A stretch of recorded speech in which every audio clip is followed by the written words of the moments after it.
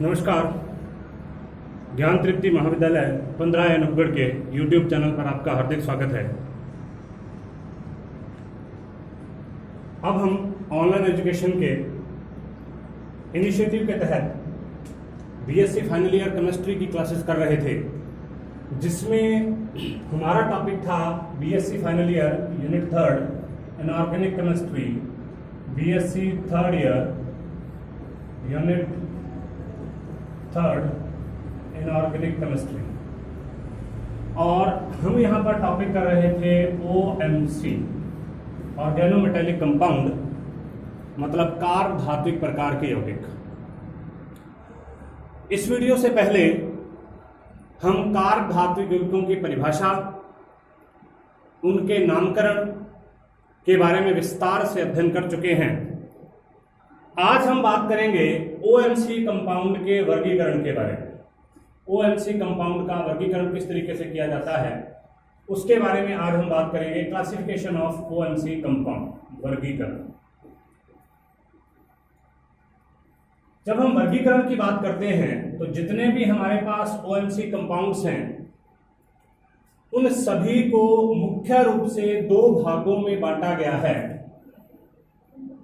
सबसे पहला है मेटल कार्बन, सबसे पहला है मेटल कार्बन बंध प्रकृति, और दूसरा है लिगैंड के आधार पर। दूसरा कौन सा है? लिगैंड के आधार पर, लिगैंड के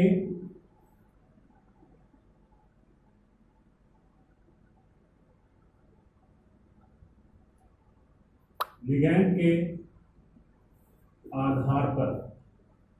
तो देखिए, सबसे पहले जब हम मेटल कार्बन बंध प्रकृति के बारे में बात करते हैं तो उसके अंदर क्या होता है, मैं यहां पर इसका, ये तो हमारा मेन बीएससी फाइनल ईयर था, यूनिट 3rd आईसी, ये सब कुछ है।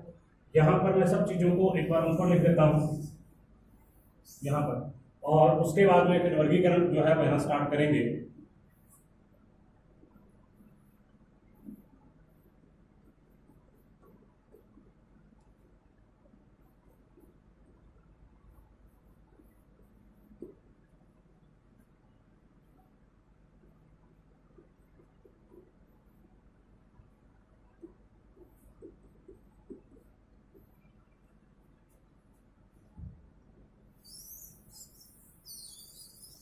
देखिए,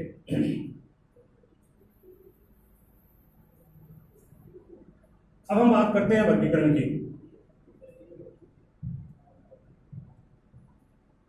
इसको सबसे पहले हम वर्गीकरण चार्ट बनाएंगे और उसके बाद आगे हम विस्तार से इसका अध्ययन करेंगे।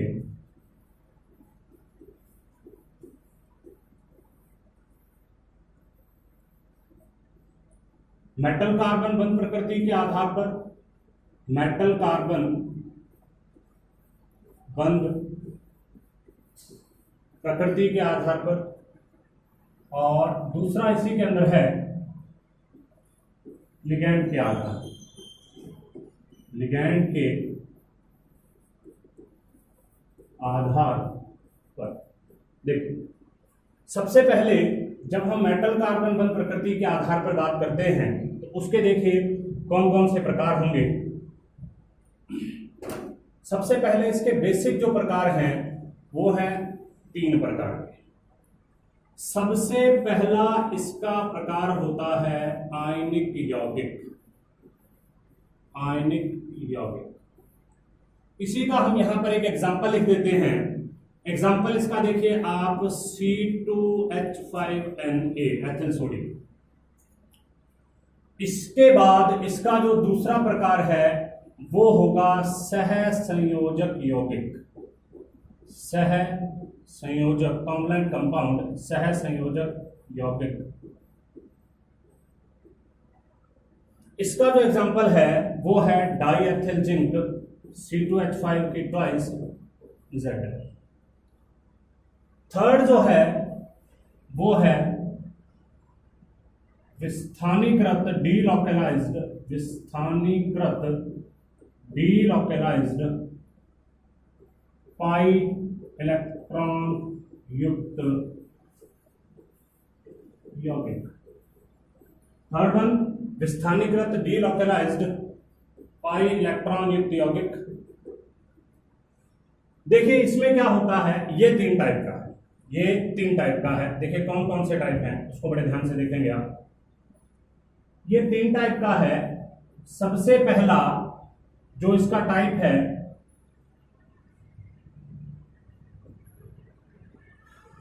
वो कौन सा है, देखिए सबसे पहला इसका टाइप होता है सेतु बंधित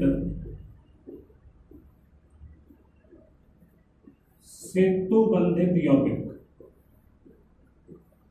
सेतु बंधित यौगिक,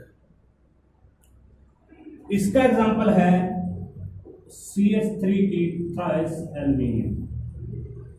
सेतु बंधित जिनमें ब्रिज बॉन्ड पाया जाता है, समझेंगे इसको हमें। दूसरा जो इसका एग्जांपल है, दूसरा जो इसका प्रकार है वो है सैंडविच कंपाउंड। सैंडविच,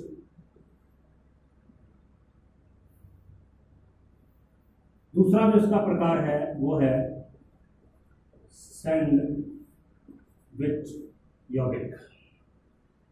और सैंडविच यौगिक का एग्जांपल है C5H5 की ट्वाइस Fe, इसको बोलते हैं फेरोसीन, चक्रीय यौगिक है फेरोसीन। थर्ड जो इसका एग्जांपल है वो है ओलिफिन।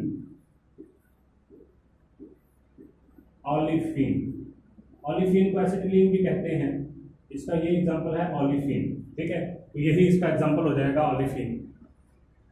उसके बाद में हम बात करेंगे लिगैंड की प्रकृति के आधार पर 3 भागों में इसको बांटा गया है। तो वो तीनों भाग कौन कौन से होंगे उसको देखिए बड़े ध्यान से। लिगैंड की प्रकृति के आधार पर जब हम बात करते हैं तो देखिए वो क्या होता है। देखिए लिगैंड की प्रकृति के आधार पर इसको बांटा गया है सबसे पहले 2 मुख्य भागों में, जिनमें से एक भाग है सरल और दूसरा भाग है मिश्रित।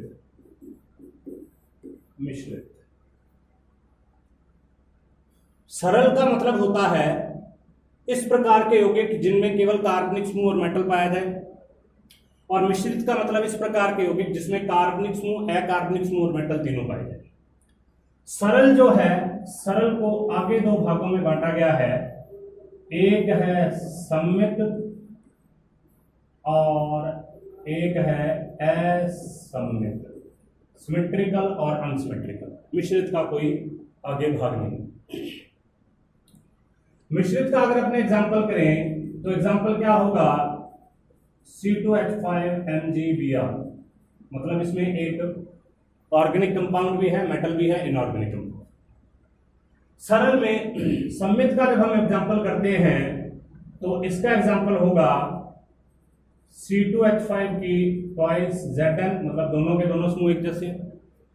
अगर हम असम्मित का एग्जांपल करें तो इसका एग्जांपल होगा C6H5MgCH3, ठीक है, C6H5MgCH3, मतलब दोनों अलग अलग है, एक फेनिल है एक मेटल है, ठीक है। तो आज हम बात कर रहे हैं वर्गीकरण के बारे में। वर्गीकरण 2 प्रकार से किया जाता है। ऑर्गेनोमेटेलिक कंपाउंड का वर्गीकरण हम किसका कर रहे हैं, वर्गीकरण हम कर रहे हैं कार्ब धात्विक यौगिकों का वर्गीकरण हो रहा है। वर्गीकरण मुख्य रूप से 2 प्रकार का किया जा रहा है। सबसे पहले मेटल कार्बन बंध प्रकृति के आधार पर, अर्थात मेटल और कार्बन के बीच में जो बॉन्ड है उसके आधार पर वर्गीकरण होगा। 3 प्रकार का, या तो आयनिक प्रकार के यौगिक हो सकते हैं, या सहसंयोजक प्रकार के यौगिक हो सकते हैं, या डीलोकलाइज्ड पाई इलेक्ट्रॉन युक्त यौगिक हो सकते हैं। डीलोकलाइज्ड पाई इलेक्ट्रॉन युक्त यौगिक जो हैं ये आगे 3 प्रकार में बांटे गए हैं। या तो ब्रिज बॉन्डेड हो सकते हैं, या सैंडविच कंपाउंड हो सकते हैं। सैंडविच कंपाउंड चक्रीय प्रकार के यौगिक होते हैं, और या ओलिफिन्स हो सकते हैं।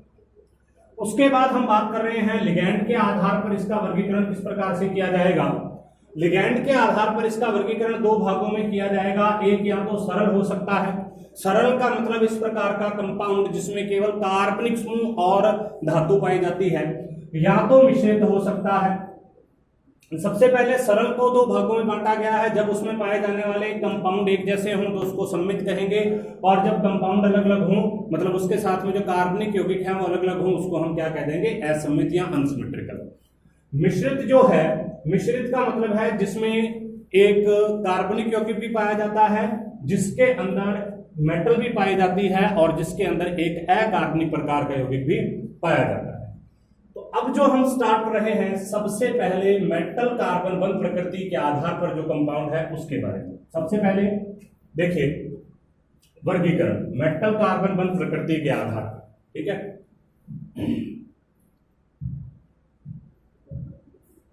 देखिए जैसा कि मैंने आपको पहले बताया, मेटल कार्बन बंध प्रकृति के आधार पर यौगिकों को 3 भागों में बांटा गया है। आयनिक हो सकते हैं, सहसंयोजक हो सकते हैं, विस्थानीकृत पाई इलेक्ट्रॉन बंध युक्त यौगिक हो सकते हैं। तो सबसे पहले हम आयनिक यौगिकों के बारे में बात करते हैं। सबसे पहले हम बात कर रहे हैं आयनिक यौगिक के बारे में। आयनिक यौगिक, आयनिक यौगिक। अब देखिए जब हम आयनिक यौगिक के बारे में बात करते हैं तो वहां पर आपको एक चीज बहुत ध्यान से देखनी है कि कार्ब धात्विक यौगिकों में कार्बन आवश्यक रूप से पाया जाता है। तो आयनिक यौगिक तब बनेंगे जब कार्बन अपने से बहुत ज्यादा विद्युत धनात्मक धातु के साथ, अपने से बहुत ज्यादा विद्युत धनात्मक धातु के साथ जुड़ेगी। हालांकि कार्बन की खुद की विद्युत ऋणात्मकता होती है 2.5, अर्थात कार्बन क्या है, कार्बन एक नॉन मेटल है, एक अधातु है, और अधातु की विद्युत ऋणात्मकता होती है, विद्युत ऋणात्मकता या इलेक्ट्रोनेगेटिविटी। इलेक्ट्रोनेगेटिविटी इसकी 2.5 है, और ये ध्यान रखना है इलेक्ट्रोनेगेटिविटी का कोई भी यूनिट नहीं होता, कोई भी मात्रक नहीं होता। चलिए, तो विद्युत ऋणात्मकता का मतलब क्या होता है, किसी बंध में बंधे हुए इलेक्ट्रॉन को खींचने की क्षमता विद्युत ऋणात्मकता कहलाती है। किसी बंध में बंधे हुए इलेक्ट्रॉन को खींचने की क्षमता विद्युत ऋणात्मकता कहलाती है। आवर्त सारणी में एक सिंपल ट्रिक होती है फोन की, जिसके माध्यम से हम 3 सबसे ज्यादा विद्युत ऋणात्मक तत्वों के बारे में बात करते हैं। फ्लोरीन की सबसे ज्यादा, उसके बाद ऑक्सीजन की, और उसके बाद नाइट्रोजन की। फ्लोरीन की सबसे ज्यादा, फिर ऑक्सीजन की, और सबसे कम नाइट्रोजन की। अगर अपने 3 मुख्य तत्वों के बारे में बात करें, खैर ये अलग टॉपिक है, इसके बारे में जब हम और कुछ पढ़ेंगे तब उसके बारे में डिस्कस करेंगे। मैं यहां पर बात कर रहा था कि आयनिक यौगिक कैसे बनते हैं। तो आयनिक यौगिक देखिए, अत्यंत धन विद्युती अर्थात 1.2 से कम विद्युत ऋणात्मकता वाले धातु और कार्बन के मध्य जो बंध होगा उसकी प्रकृति आयनिक होगी। सबसे पहले आयनिक यौगिक कब बनते हैं, या आयनिक यौगिक बनने के लिए आवश्यक शर्त क्या है, वो देखिए। सबसे पहले आवश्यक शर्त क्या है आयनिक यौगिक बनने के लिए, उसको देखिए, वो है इलेक्ट्रोनेगेटिविटी में पर्याप्त अंतर होना चाहिए। इलेक्ट्रोनेगेटिविटी में पर्याप्त अंतर होना चाहिए। इसका मतलब अगर इलेक्ट्रोनेगेटिविटी में अंतर होना चाहिए, और इसका एक और चीज है, मेटल की इलेक्ट्रोनेगेटिविटी होती बहुत कम है, लेकिन बहुत सारी मेटल की इलेक्ट्रोनेगेटिविटी होती है। मेटल की इलेक्ट्रोनेगेटिविटी 1.2 से क्या होनी चाहिए, कम होनी चाहिए। तो इसका मतलब यहां पर एक सिंपल चीज है, आयनिक यौगिक कौन बनाता है, आयनिक यौगिक बनाता है क्षार धातु प्लस कार्बन। मतलब अगर क्षार धातु और कार्बन आपस में मिलते हैं तो किस प्रकार के कंपाउंड का निर्माण करते हैं, आयनिक यौगिक प्रकार के कार्ब धातु यौगिक का निर्माण करते हैं। एग्जाम्पल इसका देखिए, क्षार धातुओं में कौन कौन सी बेसिक मेटल्स हैं, बेसिक मेटल्स या इनको क्या बोलते हैं, एल्कलाइन मेटल्स। ध्यान रखना है ये क्या है, ये है ग्रुप फर्स्ट के पीरियोडिक टेबल के अंदर ग्रुप फर्स्ट जो होता है वो ये है, देखिए, hydrogen, lithium, sodium, potassium, rubidium, caesium और फ्रेंशियम। ये तो ये सारी की सारी क्या है, ये सारी की सारी क्षार धातुएं हैं। यहां तक ये क्षार धातु नहीं है, ये मेटल भी नहीं होती, नॉन मेटल होती है, लेकिन इसके साथ पाई जाती है, तो ये क्षार धातु नहीं है, ये सारी की सारी क्षार धातुएं हैं। तो क्षार धातुएं और कार्बन जब आपस में मिलेंगी तो इसका निर्माण करेंगी, आयनिक प्रकार के यौगिक का निर्माण कर देंगी। फॉर एग्जाम्पल इसका एग्जाम्पल देखिए, सबसे बेस्ट एग्जाम्पल इसका होता है C2H5Na, जिसको क्या बोलते हैं, जिसको बोलते हैं एथिल सोडियम। एथिल सोडियम नाम लिखते टाइम ध्यान रखना है कि जो इसका नाम होगा वो किसके अंदर होगा, जो नाम होगा वो किसके अंदर होगा, एक ही शब्द के अंदर लिखा जाएगा। तो मैं इसका नाम यहां पर लिख देता हूं, इसका नाम होता है एथिल सोडियम। एथिल सोडियम, एक ही नाम होगा इसका, एथिल सोडियम। तो देखिए आयनिक यौगिक क्या है, या आयनिक प्रकार के मेटल कार्बन युक्त यौगिक कौन से हैं, वह यौगिक जिसमें कार्बन और मेटल के विद्युत धनात्मकता या विद्युत ऋणात्मकता में पर्याप्त अंतर हो, इस प्रकार के यौगिक क्या कहलाते हैं, आयनिक यौगिक कहलाते हैं। इसका मतलब या तो धातु की जो इलेक्ट्रोनेगेटिविटी है वो 1.2 से कम होनी चाहिए, मतलब कार्बन से बहुत कम होनी चाहिए। तो क्षार धातु, इसका मतलब क्षार धातु और कार्बन आपस में मिलकर जिन यौगिकों का निर्माण करेंगे उनको हम क्या कहेंगे, आयनिक यौगिक कहेंगे, आयनिक प्रकार के यौगिक कहेंगे। और क्षार धातुएं कौन सी होती हैं, ग्रुप फर्स्ट की धातुएं होती हैं, lithium, sodium, potassium, rubidium, caesium और फ्रेंशियम। इसमें हमने एक एग्जांपल ले लिया, कौन सा, एथिल सोडियम का। अब हम बात करते हैं इनके गुणों के बारे में। देखिए आयनिक यौगिकों के गुणों के बारे में बात करते हैं, एक एग्जांपल लेकर ही इसकी बात कर लेते हैं हम। देखिए इसका जो एग्जांपल होगा उसी से हम इसकी बात कर लेते हैं। देखिए आयनिक यौगिक का जो एग्जांपल है ये क्या है, ये है C2H5Na, ठीक है। इसके गुण कौन कौन से होंगे, इसके गुण कौन कौन से होंगे, तो गुण सबसे पहला, जो भी एक सामान्य नियम चलता है केमिस्ट्री में, जब हम किसी की सॉल्युबिलिटी की, विलयता की बात करते हैं, तो वहां पर एक सामान्य नियम चलता है, वो ये है सेम डिसॉल्व सेम, मतलब समान समान को घोलता है। अर्थात अगर कोई हाइड्रोकार्बन होगा तो वो हाइड्रोकार्बन के अंदर विलयशील होगा, और अगर कोई हाइड्रोकार्बन नहीं होगा, मतलब इनऑर्गेनिक कंपाउंड होगा, तो इनऑर्गेनिक कंपाउंड के अंदर ही विलयशील होगा। तो इसमें सबसे पहला गुण ये है आयनिक यौगिक का कि ये हाइड्रोकार्बन में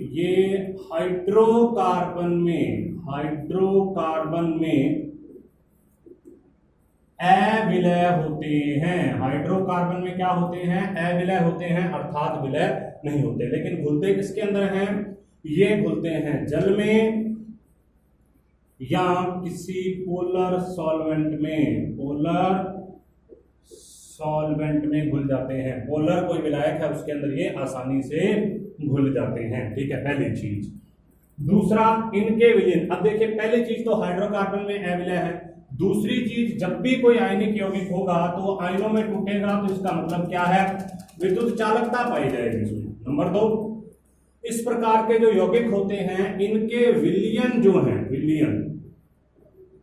विलयन क्या होंगे, विलयन होंगे विद्युत के चालक होंगे। विलयन क्या होंगे, विद्युत के चालक होंगे। अर्थात जब इनका वैद्युत अपघटन करवाया जाएगा तो कार्बनिक मूलक एनोड पर और धातु कैथोड पर मुक्त होगी। कैसे, समझिए उसको।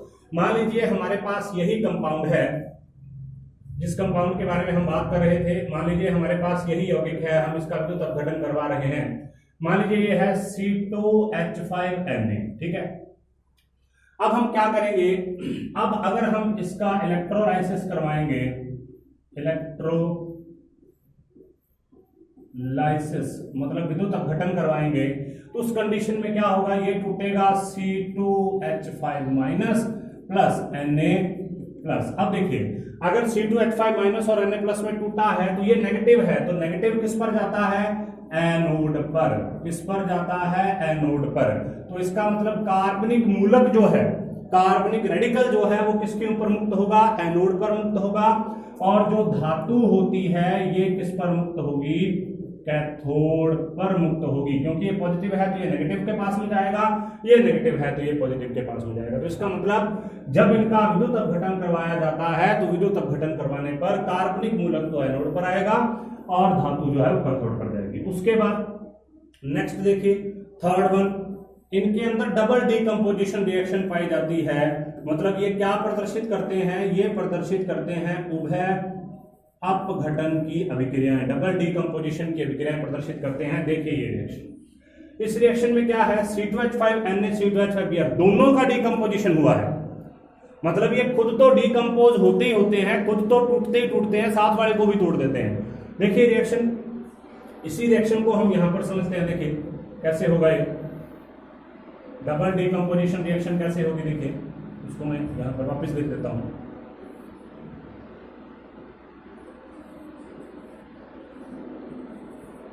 ठीक है,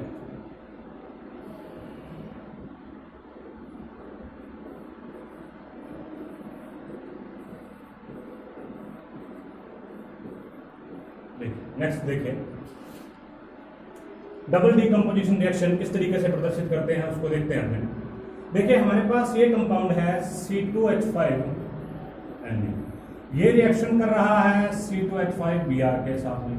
ठीक है, अब देखिए C2H5Na खुद तो डीकंपोज हो गई होगा, मतलब खुद तो इसका डीकंपोजिशन होगा ही होगा, इसके साथ साथ ये C2H5Br का भी डीकंपोजिशन कर देगा। तो इसको बोलते हैं डबल डीकंपोजिशन उभय अपघटन। ये आयनिक यौगिक प्रदर्शित करते हैं, क्योंकि आयनिक यौगिक लवण बनाने को वरीयता देते हैं। तो क्या होगा, Na और Br, ध्यान दीजिए क्या होगा, Na और Br, देखिए ये Na यहां से और ये Br यहां से निकल जाएगा और किसका फॉर्मेशन कर देगा, NaBr का। मतलब C2H5Na खुद तो डीकंपोज होता ही होता है, C2H5Br को साथ में और डीकंपोज कर देता है और फॉर्मेशन किसका करता है, C2H5 का। मतलब ये किसका फॉर्मेशन कर देगा, ये फॉर्मेशन कर देगा एक एल्केन का। ठीक है, ये तीन अभिक्रियाएं होगी, तीन इसके गुण हो गए। चौथा गुण इसका देखते हैं। देखिए कौन सा होगा चौथा गुण इसका, उसको देखिए। चौथा गुण है इन अणुओं में कार्बन परमाणु ऋणावेशित होता है, अतः ऐसे अणु जिनमें ऋणावेश विस्थानीकृत हो जाता है जिससे वे अधिक स्थायी होते हैं। तो इसका मतलब प्रतिस्थापन अभिक्रियाओं द्वारा इन यौगिकों को आसानी से बनाया जा सकता है। तो इसका मतलब ये क्या है, ये जो अणु है। अब नेक्स्ट देखिए यहाँ पर, इसमें ये कहा गया है कि यहाँ पर ये वाला जो कार्बन परमाणु होगा ये नेगेटिव होगा। ठीक है, अब ये नेगेटिव होगा तो अगर हम प्रतिस्थापन कर लें, विस्थानीकृत कर दें, तो इसका मतलब क्या होगा कि हम किसी दूसरे कंपाउंड का निर्माण कर सकते हैं। कैसे, ये यहां से निकलकर किधर चला जाएगा, यहां पर, ये यहां से निकलकर एक हाइड्रोजन को ले लेगा, इधर यहां से H+ ले लेगा और C2H6 के रूप में बाहर निकल जाएगा और ये C6H6 यहां पर आ जाएगा। तो इसका मतलब क्या है, इन अणुओं में कार्बन परमाणु ऋणावेशित होता है, अतः ऐसे अणु जिनमें ऋणावेश विस्थानीकृत हो जाता है। मतलब यहां पर ऋणावेश विस्थानीकृत नहीं हुआ, विस्थानीकृत का मतलब होता है फैल जाना। C2H5Na में नेगेटिव चार्ज केवल कार्बन पर है, तो कार्बन क्या हो जाएगी, मतलब हम ये कह सकते हैं कि जो कार्बन है, कार्बन के ऊपर नेगेटिव चार्ज होने के कारण वो स्टेबल कम होगी। अगर इसी नेगेटिव चार्ज को हम फैला दें, मतलब किसके ऊपर भेज दें, बेंजीन के ऊपर भेज दें, तो वो नेगेटिव चार्ज कहां जाएगा, वो यहां यहां यहां सब जगह घूम सकता है। तो क्या होगा, ये तो खुद निकल जाएगा, ठीक है, और बेंजीन इसके साथ में आकर ऐड हो जाएगा। तो इसका मतलब क्या हुआ, इसका मतलब ये हुआ कि नेगेटिव तो रहेगा, नेगेटिव तो इसका रहेगा, लेकिन नेगेटिव रहने के साथ साथ C2H6 का फॉर्मेशन और कर देगा। ठीक है, तो अब देखिए ये हमने आयनिक यौगिक के बारे में बात की और आयनिक यौगिक के सारे गुणों के बारे में बात की। नेक्स्ट हम बात करते हैं सहसंयोजक यौगिक के बारे में। नेक्स्ट जो हमारा टॉपिक है दूसरा जो हमने वहां पर पढ़ा था वो कौन सा है, सहसंयोजक यौगिक। अब हम देखते हैं कि सहसंयोजक यौगिक किस प्रकार से बनते हैं, कौन कौन से होते हैं, क्या करते हैं, इसके बारे में हम बात करेंगे। लेकिन सहसंयोजक यौगिक कौन से, वह सहसंयोजक यौगिक जो कि ऑर्गेनोमेटेलिक कंपाउंड के संदर्भ में होते हैं। अब देखिए यहां पर कौन बनाता है, या तो अधातु बनाएगी, ठीक है, और या जिनकी विद्युत ऋणात्मकता जो होती है वो बहुत ही कम प्रकार की होती है, मतलब जो स्थायी प्रकार की धातुएं हैं जो ज्यादा क्रियाशील नहीं होती, वो इस प्रकार के कंपाउंड का फॉर्मेशन करती हैं। जैसे हम यहां पर कह सकते हैं कि कम क्रियाशील धातु, कम क्रियाशील धातु या अधातु प्लस मेटल। तो उससे क्या बन जाएगा, उससे बन जाएगा सह संयोजक, क्या बन जाएगा, सह संयोजक OMC, अर्थात सह संयोजक जो ऑर्गेनोमेटेलिक कंपाउंड है वो बन जाएगा। ठीक है, तो देखिए इनमें धातु कार्बन बंध सामान्य सह संयोजक बंध होता है, लेकिन दोनों परमाणुओं की विद्युत ऋणता में अंतर के कारण इनके बंध की प्रकृति ध्रुवीय हो जाती है। एग्जाम्पल देखिए इसका, सबसे पहला एग्जाम्पल है C2H5 मैंने पहले भी कहा था इसको बोलते हैं फ्रैंकलैंड रिएजेंट, फ्रैंकलैंड अभिकर्मक, और ये होता क्या है, डाईएथिल जिंक। C2H5Zn क्या है, डाईएथिल जिंक। इसमें है क्या, यहां पर जो C2H5 है, देखिए ऐसे होता है C2H5Zn और C2H5, ठीक है, इस तरीके से होता है। अब ये वाला जो बॉन्ड है, ये वाला जो बॉन्ड है, ये बॉन्ड कौन सा है, ये बॉन्ड है कोवलेंट बॉन्ड। ठीक है, कोवलेंट बॉन्ड है, ये सहसंयोजक बंध है। ठीक है, ये वाला भी कौन सा बंध है, कोवलेंट बॉन्ड है, सहसंयोजक बंध है। परंतु इसके ऊपर क्या रहेगा, इसके ऊपर रहेगा पॉजिटिव चार्ज और इसके ऊपर रहेगा नेगेटिव चार्ज। तो ये किस प्रकार का बंध बन जाएगा, ये बन जाएगा ध्रुवीय सहसंयोजक, ध्रुवीय सहसंयोजक बंध बन जाएगा, ध्रुवीय सहसंयोजक बंध बन जाएगा। ठीक है, तो ये कौन सा बंध है, कॉम्प्लेंट प्रकार का है, लेकिन किस प्रकार का बंध होता है, ये ध्रुवीय सहसंयोजक बंध बन जाएगा। ठीक है, तो अब देखिए ये पहला C2H5Zn, उसके बाद है ट्राईमेथिल बोरॉन। ये तो कौन सा था, ऐसी धातु जो बहुत कम क्रियाशील है, जिंक बहुत कम क्रियाशील होता है और उसके अलावा अ धातु भी हो सकती है। तो हमने धातु का एग्जाम्पल तो ले लिया, अब हम अ धातु का एग्जाम्पल भी लेंगे। बोरॉन जो है वो धातु तो नहीं होती, ठीक है, तो अ धातु होती है, बोरॉन धातु नहीं होती। तो अब देखिए यहां पर क्या होता है, हम इसका एग्जांपल लेंगे CH3 की थ्राइस B, इसको बोलते हैं ट्राईमेथिल बोरॉन, ट्राईमेथिल बोरॉन। तो इनके बीच में भी कौन सा बॉन्ड पाया जाता है, इसके बीच में भी कोवलेंट बॉन्ड पाया जाता है, लेकिन कौन सा होता है, वो होता है पोलर कोवलेंट बॉन्ड, अर्थात ध्रुवीय सहसंयोजक प्रकार का बंध। तो अभी तक हमने किसके बारे में बात की, आयनिक यौगिक, क्षार धातुएं और मेटल आपस में मिलकर आयनिक यौगिक का निर्माण करती हैं। सहसंयोजक यौगिक ऐसे जिनमें विद्युत ऋणात्मकता बहुत कम हो, अर्थात हम कह सकते हैं कि बहुत कम क्रियाशील धातुएं और अ धातुएं अगर मेटल के साथ मिलती हैं तो वो किसका निर्माण करती हैं, वो किसका निर्माण करती हैं, वो निर्माण करती हैं इस सहसंयोजक प्रकार के यौगिक का। अब हम बात करते हैं थर्ड कंपाउंड की, जो कि इसका सबसे बड़ा पार्ट है, और वो कौन सा है, विस्थानीकृत इलेक्ट्रॉन बंध युक्त यौगिक।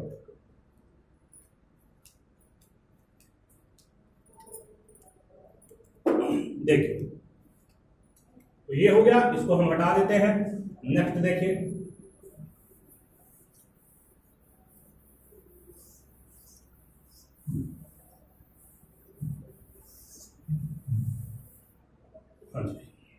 थर्ड सबसे महत्वपूर्ण पार्ट, और काफी बड़ा पार्ट है ये विस्थानीकृत वाला।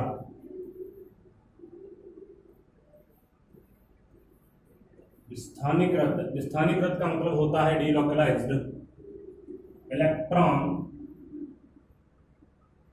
बंध युक्त यौगिक। ठीक है, देखिए क्या होगा, देखिए इसमें है कार्ब धातु यौगिकों का बड़ा समूह होता है और इन यौगिकों की व्याख्या सामान्य बंध नियमों के आधार पर नहीं की जा सकती।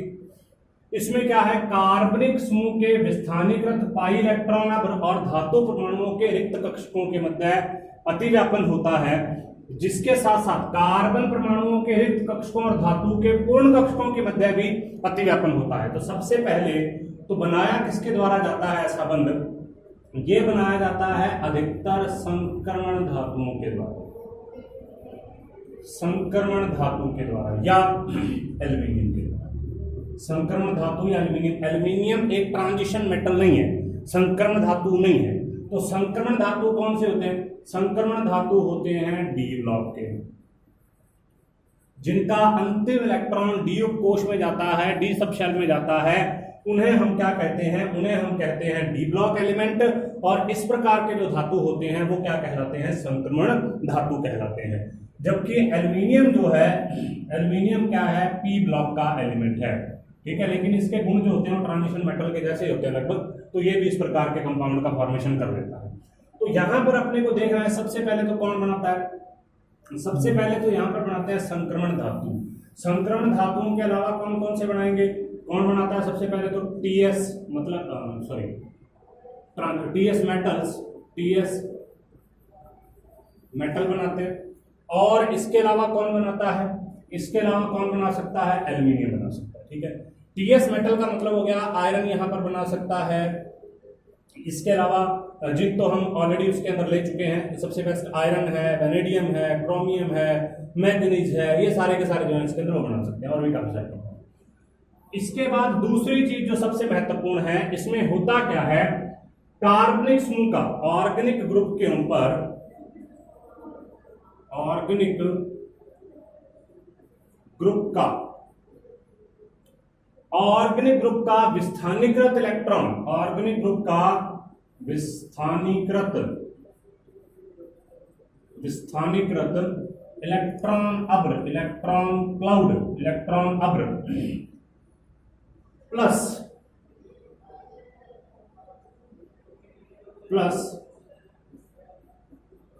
मेटल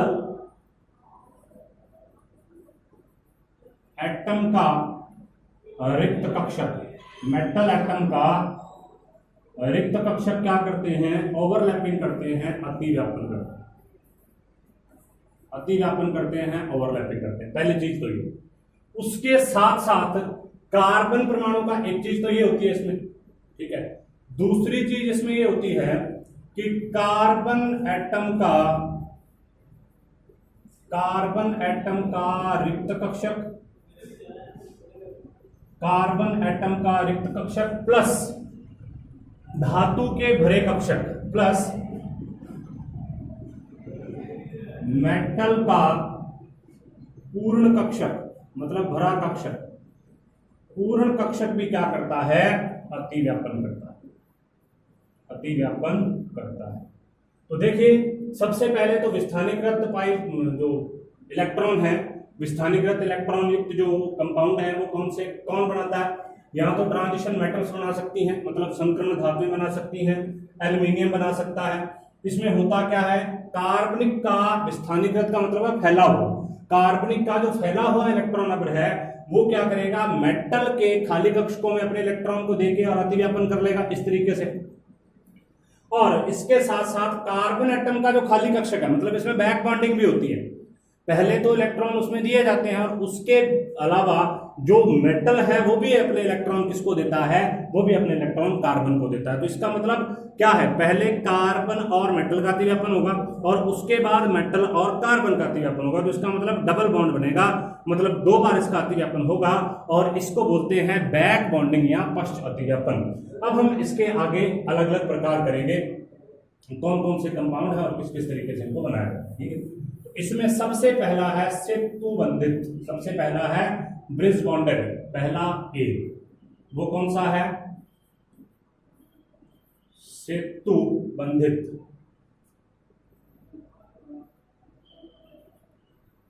सेतु बंधित एल्किल यौगिक। एग्जाम्पल देखो, देखिए CH3 की थ्राइस ए, इसका जब हम देखते हैं तो किस तरीके से होता है, इस तरीके से होता है। देखिए एल्यूमिनियम CH3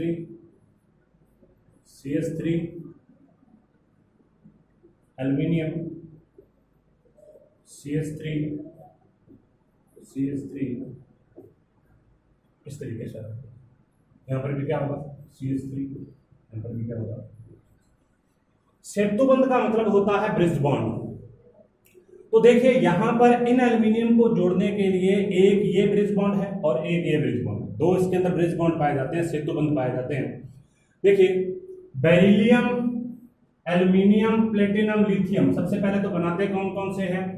ये बना सकता है बेरिलियम, ये बना सकता है एल्यूमिनियम, ये बना सकता है प्लेटिनम और ये बना सकता है लिथियम। के जितने भी बहुलकीय यौगिक होते हैं, पॉलीमर, लंबी लंबी श्रृंखला वाले यौगिक होते हैं, वो सारे इसमें आते हैं। अब इसमें क्या है, इन यौगिकों का केंद्रीय परमाणु द्वारा समस्त बंदी इलेक्ट्रॉनों का उपयोग करने के बाद में भी अष्टक पूर्ण नहीं हो पाता, ऑक्टेंट कंप्लीट नहीं हो पाता। केंद्रीय परमाणु कौन सा है? एल्यूमिनियम। ठीक है, कार्बन CH3 तीन जुड़ सकते हैं इसके साथ, उसके बावजूद भी इसका अष्टक कंप्लीट नहीं होता। तो ये क्या करते हैं, बहुलकीकृत होकर बंध का निर्माण करते हैं, जिसमें दो प्रकार के बॉन्ड का फॉर्मेशन होता है। एक होता है 2 केंद्र 2 इलेक्ट्रॉन बंध और एक होता है 3 केंद्र 2 इलेक्ट्रॉन बंध। देखिए यहां पर ये वाला जो बॉन्ड है, अगर हम इस बॉन्ड के बारे में बात करें, इस बॉन्ड स्पेसिफिक इस बॉन्ड के बारे में बात करें, तो ये ब्रिज बॉन्ड है। तो इसमें सेंटर कितने हैं? 1 2 और 3। लेकिन इलेक्ट्रॉन कितने हैं? एक CH3 का, एक एल्यूमिनियम का, चाहे इधर से चाहे इधर से, जहां से मर्जी लगा। तो एक एल्यूमिनियम का, एक CH3 का, तो इसका मतलब सेंटर तो कितने हो गए? 1 सेंटर 2 सेंटर 3 सेंटर, तो इसको क्या बोलेंगे? 3C। और इलेक्ट्रॉन इसमें कितने हो गए? 2 इलेक्ट्रॉन। तो ये कौन से बॉन्ड होते हैं? 3 सेंटर 2 इलेक्ट्रॉन। अगर हम इस बॉन्ड के बारे में बात करें तो ये 2 सेंटर 2 इलेक्ट्रॉन है, 1 सेंटर 2 सेंटर। ठीक है, और इसने भी 1 इलेक्ट्रॉन दे दिया, इसने भी 1 इलेक्ट्रॉन दे दिया, तो ये क्या बन गया? 2 सेंटर 2 इलेक्ट्रॉन। जबकि अगर हम इस बॉन्ड के बारे में बात करते हैं, जिसको हम अलग तरीके से दर्शा सकते हैं, मान लीजिए मैं इस बॉन्ड को इस तरीके से दर्शा रहा हूं, ये बॉन्ड, ठीक है, और इधर से ये बॉन्ड, ठीक है, तो इसके अंदर क्या होगा? 1 सेंटर होगा, ये 1 सेंटर होगा, ये 1 सेंटर होगा, ये 3 सेंटर हो गए। ठीक है, तो इसके अलावा इलेक्ट्रॉन किस किस के? यहां पर कोई इलेक्ट्रॉन नहीं है, इलेक्ट्रॉन एक यहां से एक यहां से, 2 ही जगह से आया, तो इसका मतलब ये क्या हो जाएगा? 3C2E प्रकार का एक जो बंध है वो बन जाएगा। ठीक है, अब देखिए ऐसा होता क्यों है? इलेक्ट्रॉन यून यौगिकों के द्वारा ही इसको बनाया जाता है, और ऐसा होता क्यों उसके बारे में हम बात करते हैं। देखिए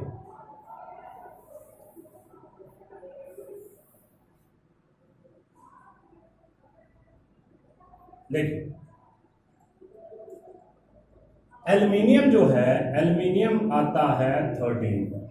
ठीक है, इसका इलेक्ट्रॉनिक विन्यास क्या हो जाएगा? इसका इलेक्ट्रॉनिक विन्यास हो जाएगा 1s2 2s2 2p6 3s2 and 3p1। ठीक है, तो बाह्यतम कोश में देखो यहां पर कितने हो गए? ये कंप्लीट 10 10 और 3 13। जो इसका आउटर मोस्ट शेल है उसके अंदर इलेक्ट्रॉन कितने आ गए? 3। होने कितने चाहिए? 8, तभी तो ऑक्टेंट उसका कंप्लीट होगा। तो ये क्या करता है? एक एल्यूमिनियम, ठीक है, 3 CH3 के साथ में बंध बनाएगा, 1 CH3 2 CH3 और 3 CH3, इनके साथ में बंध बनाएगा। एक इलेक्ट्रॉन इस CH3 ने दे दिया, एक इलेक्ट्रॉन इस CH3 ने दे दिया, एक इलेक्ट्रॉन इस CH3 ने दे दिया, 3 पहले से थे, 3 और आगे, तो 3 + 3 कितने हो गए? 6। जब ये बंध बनाते हैं तो 3 पहले से थे, 3 और आगे 6 हो गए। होने कितने चाहिए थे? 8। तो उसको पूरा करने के लिए यहां पर ये क्या करता है? इस तरीके से एक और ब्रिज बॉन्ड। तो ऐसा क्यों होता है?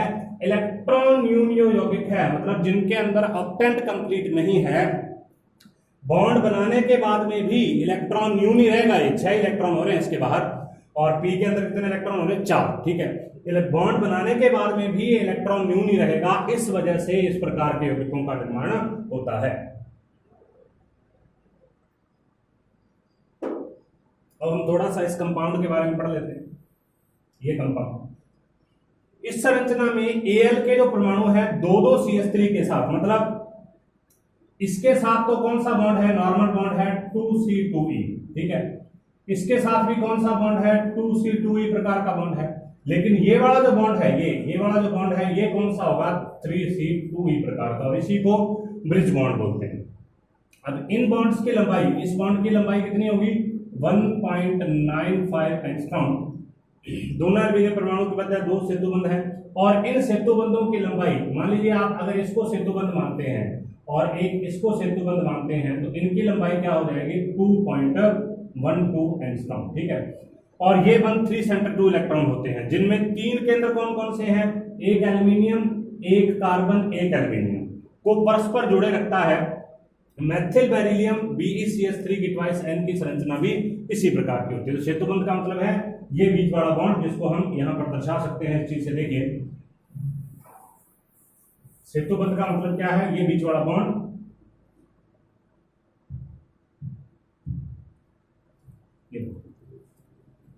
ये जो बॉन्ड है ये सेतु, और ये भी क्या है, एक सेतु। ठीक है, तो अभी हमने किया सेतुबंधित अल्किल यौगिक के बारे में। इसी प्रकार का एक एग्जांपल ये भी है, ये भी सेतुबंधित है, इसको बोलते हैं वेनेडियम हेक्साकार्बन। तो इसकी संरचना आपके सामने है। तो आज हमने आयनिक यौगिक के बारे में बात की, सहसंयोजक यौगिक के बारे में बात की, पाई इलेक्ट्रॉन विस्थानीकृत यौगिक के बारे में बात की, ओएमसी का वर्गीकरण किया। वर्गीकरण का आधा पार्ट कंप्लीट हो चुका है। नेक्स्ट पार्ट जो वर्गीकरण का है उसको हम नेक्स्ट वीडियो में बात करेंगे। आप आज के लिए इतना ही, धन्यवाद।